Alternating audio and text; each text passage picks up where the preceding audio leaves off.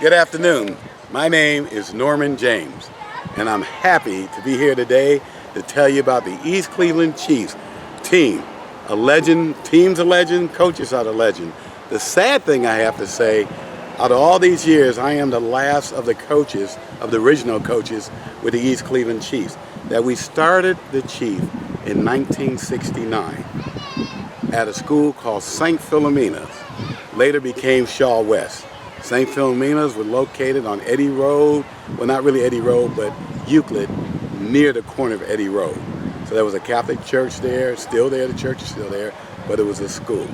So we had beat St. Anne's, which was the #1, back then that was considered the St. Ignatius of St. Ed's, and we beat them in the championship pretty bad.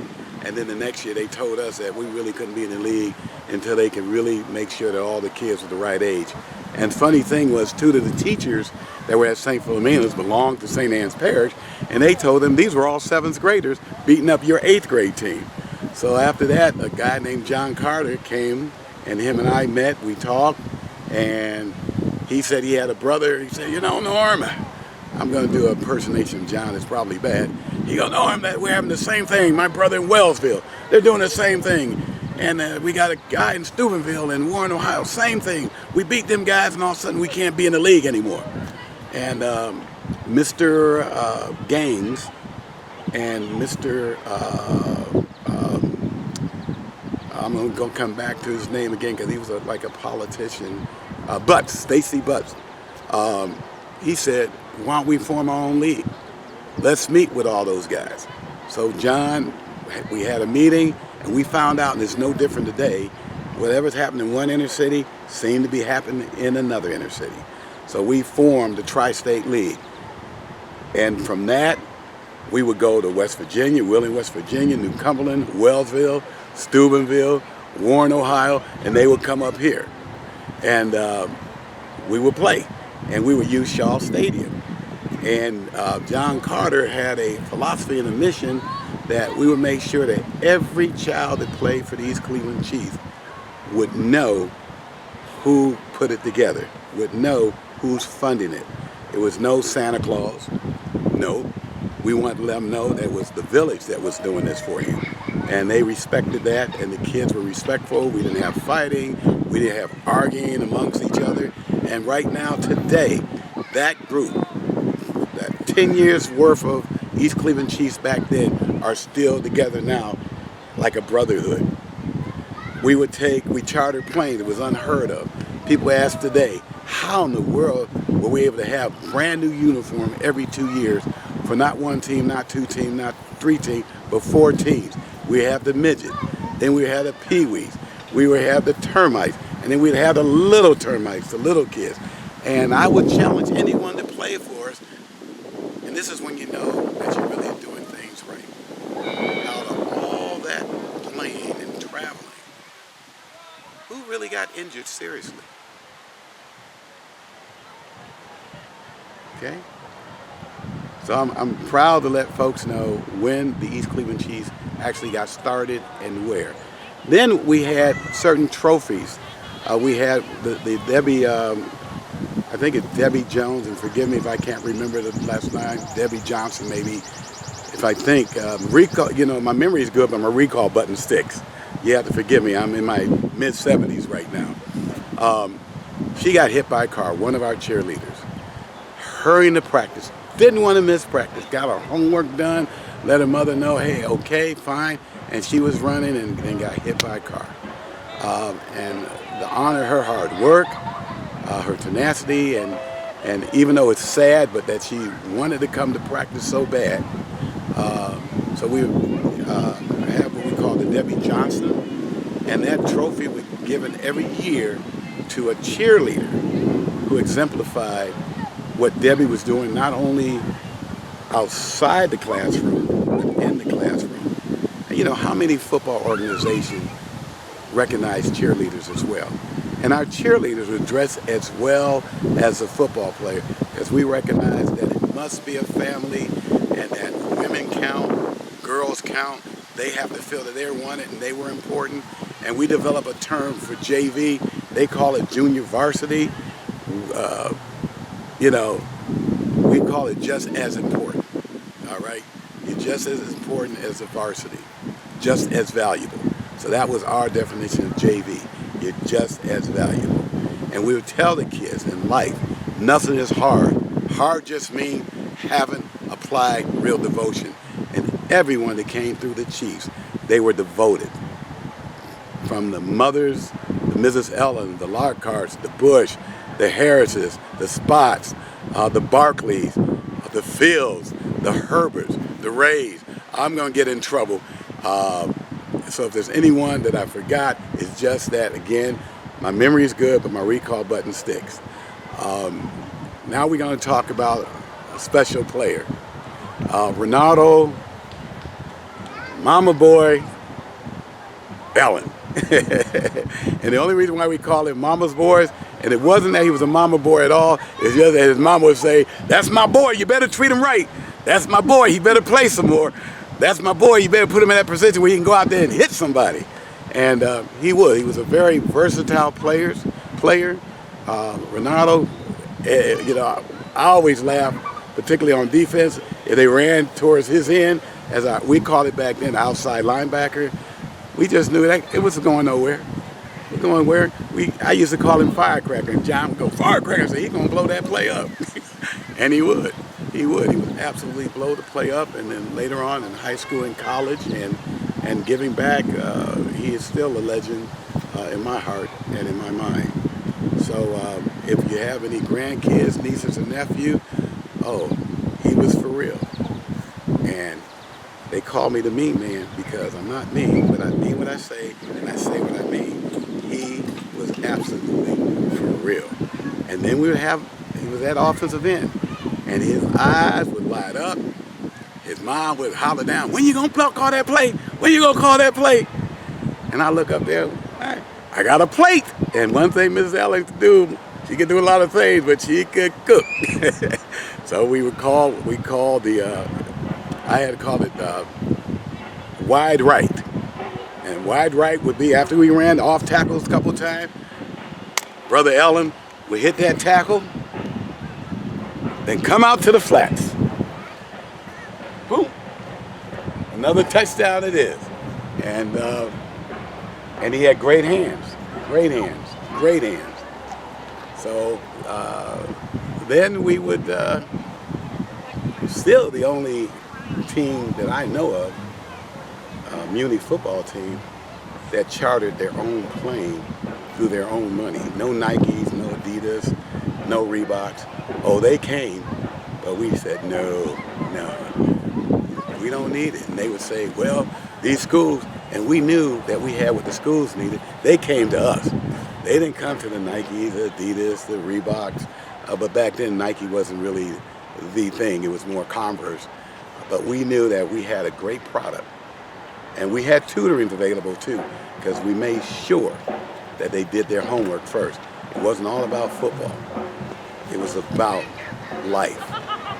And we were instilling our kids the 3 T's. And you carry that in life.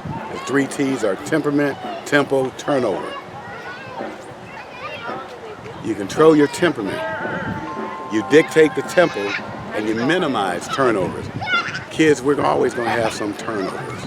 That's just part of nature, but you minimize that. And then the 3 S's.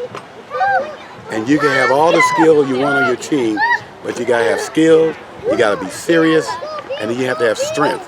And strength is both physical and mental. And every one of our players and parents, they understood the strength part. I don't care if your son or daughter has all the skill in the world. If they're not serious about their craft and they don't understand mental strength and physical strength, you can't be part of this organization. We're going to take a little break right now because my knees are hurting. All right, had to get them legs a little bit of rest. You know how it is sometimes. All right, but I'm back, ready to go. Hey, Coach, tell them about that trick play we used to do all the time. All right, laugh means something. Come on, get it out. Well, you know, trick plays like when you go see a musician, magician, he hides it. Or they put a sheet over it and go, wow. It wasn't a trick play. The opponents call it trick play because they don't want to admit, even back then, it was more advanced play. It was right there in front of them. So we had teams that could almost had a solution for everything that we were doing. But we went way back to Africa and pulled something out of the African Journal. And we did something that has to deal with numbers, off-balance line. We would move everybody almost to the sideline. And it was legal, more advanced, because all our kids were disciplined. Disciplined. Nobody was offsides. We'll have 4 here, 3 here, and 2 over there. Wide open field. More advanced, young grasshopper. No trick to it. They just didn't know what to do with it. So they had to give it a name. Oh, that's trickery. Well, that was very clever. No, it was advanced science. And the record shows that. I think we went, 5 years? I know we went 2.5 years, no, 3 years when nobody scored on us. And you were part of that great team with Pee Wees. And I also remember we took on all challengers, which are a great team. Because I had a good defensive end, a good lineman, kids that can think. And we took on a middle school where parents really was upset with me because Kirk at that time, they had no weight limit. The Pee Wees, you couldn't weigh more than 110 pounds. And they had one kid named Shamu who outweighed the whole team by his doggone self, and they put him at fullback. But again, the 3 S's applied. They had skill, but they weren't serious about the skill, and they didn't have the mental or the physical strength. And our teams had those 3 S's. They were skilled, they were serious, because they looked at the playbook, they knew where to hit Shamu and how many we need to get on him. And 3, they were strong enough mentally when Kirk got up by 3 touchdowns, and they realized they did it real quick, and we had 3 more quarters to go, and that was all they scored, and we scored 5. Yes. Of course, they call it luck, and I agree, it was luck. Living under correct knowledge. Because I knew them big dudes were going to get tired, and they did. And they didn't expect us to keep bouncing back. How do it make you feel to know that the organization is still up and running to this day? It doesn't surprise me. You know, when you have a blueprint and the DNA and the people that come back to blow life back into it, it's from the organization. They're not outsiders. So absolutely, I'm happy primarily for a guy that gets not enough credit, and it's just unfortunately that we don't have a podcast talking about John Carter, the visionary. I am happy for John, and I know if he's looking down on us, he's happy. He's happy. So yes, and we probably need to do more, and later on, I would love to set up, have to figure maybe a name for it, and a true GoFundMe from anyone that ever played for the East Cleveland Chiefs, and even my Lady Angels basketball team, and put money in this pot and turn East Cleveland not around, just forward. It doesn't need to be turned around, it's still there, just moving it forward. Forget all that politicians and all that other crap. We should do it ourselves, and we're capable. I can look right now in that camera, and I can see all the men of East Cleveland Chiefs that I coached during my era, just my era alone, that are doing not too bad. That group of 50 probably, we could turn East Cleveland forward under the name of what you all built, the East Cleveland Chiefs. I'm just blessed to happen to be a part of it, but I did not run one touchdown. I didn't throw one pass during the game. I didn't tackle not one. Well, I did tackle one kid because he was getting ready to drink more water than he needed to. But on a serious note, that'll come on the next, in a couple more months. We're gonna do this. We have to do this. One thing I remember is my football banquets. Back then, well, you know, I got that classic picture of you handing me my trophy. Back then, even as little boys for the banquet, we wore suits to the banquet, shirt and ties. It wasn't like now where they can just wear anything to the banquet. We were so classy back then. Also, the organization brought in NFL players. One year, Paul Warfield came to our banquet. We always had a nice guest speaker at the banquets. Can you speak on that a little bit? Absolutely. And make no mistake about it, it's because you all earned that. They wanted to know who you were. It was nothing that the coaches did or called. They came and asked us, who are these kids? You remember back in the mid-'70s, 4 of the top schools had black quarterbacks that all came from the East Cleveland Chiefs. Latin had Dillard. I'm going to think of his first name. He's going to kill me. But again, I apologize because my memory is good, but my recall button will stick. And then we had Lockhart, who was a quarterback. We had Battles, who was a quarterback at Lutheran East. We had Horton, that was at Benedictine. And Norm Shields at Shell High School. And we had quarterbacks at Glenville. I'm talking about quarterback who actually led the team. And all the coaches would say the same thing. We don't have to tell them anything. They understand and can read defense. And I attribute that to John Carter, George Nolling, Gus Barnwell, who also played pro. We did study tables where they understood why you do something. Not just go do it, but made them understand why they did it, and also understand that you can't do it without the guy next to you, and the guy next to you can't do it without the guy next to him. So when everybody realized that no matter what you did, it wasn't because you did it. So to go back to the banquets, yes, because we were preparing you, John was preparing you, and I'm glad I could be stubborn, unopinionated, but that's one of the few times in my life I just drank all the water because I believed in John and in George and in Nollings and in Gus, and I could go on and the parents with the East Cleveland Chiefs, that we had something special, and we weren't just developing football players. We were developing future men. And we have some players that kind of got a little trouble with the alcohol or the drugs, but they came out of it.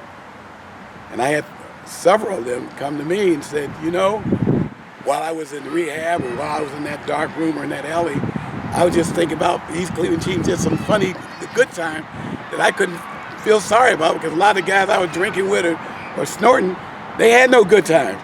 They would listen to me and go, what? You got to be kidding. And that alone, with the help of God, obviously, is powerful, very powerful. So yes, you had to wear a suit and tie, and if you didn't have a suit and tie, you miraculously would have one. And we all laughed at no one, because if someone didn't have a suit, it wasn't because he was poor, it was because we didn't do our job to make sure that we had brought everybody up to where we were. Yeah, wow.